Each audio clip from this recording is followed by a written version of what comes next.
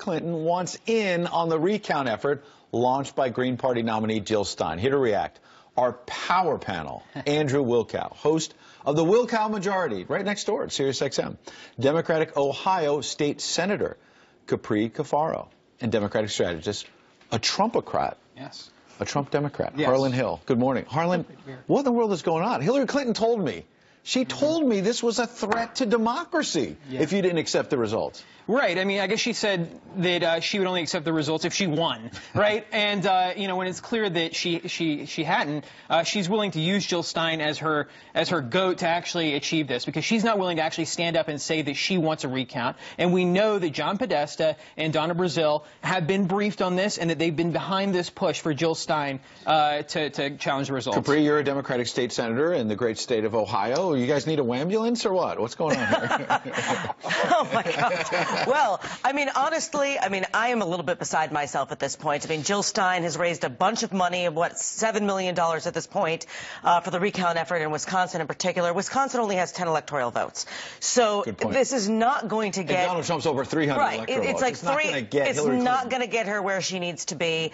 So the fact that she is joining this effort is a little bit, you know, puzzling to me, even as a Democrat. So, Andrew, as a Republican, you know, I'm sure you want to weigh in here, and I'm thinking if Jill Stein can get them to overturn Wisconsin, and then California, and then New York, and Florida, Ohio, I mean, she might be able to get to 270 at some point. You're seeing that, but see, all right, everyone but Fox News and Sirius XM Patriot is promoting this national popular vote.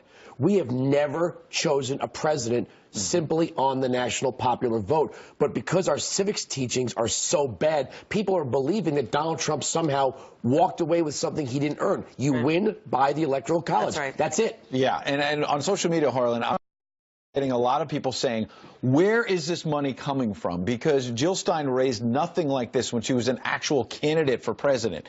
Are these Hillary people privately funding this because they don't want to look like they're out front? Well, yeah, I mean, that was my point earlier. I think that John Podesta and Donna Brazile are in part behind this because they don't want to be personally attached to it. But we know through the grapevine and from my own personal communications with people in the Democratic Party that they are absolutely behind this, and they are funneling money towards this project. They're hoping for a miracle. And why? But why is this? It's because Democrats are continually in denial over why they lost this election. First, it was because, you know, bigots, homophobes, racists, and now it's because the Russians hacked the election. I mean, so what is it? I come from Ohio, obviously. I mean, my home county voted for a Republican for the first time since Herbert Hoover, okay? Yeah.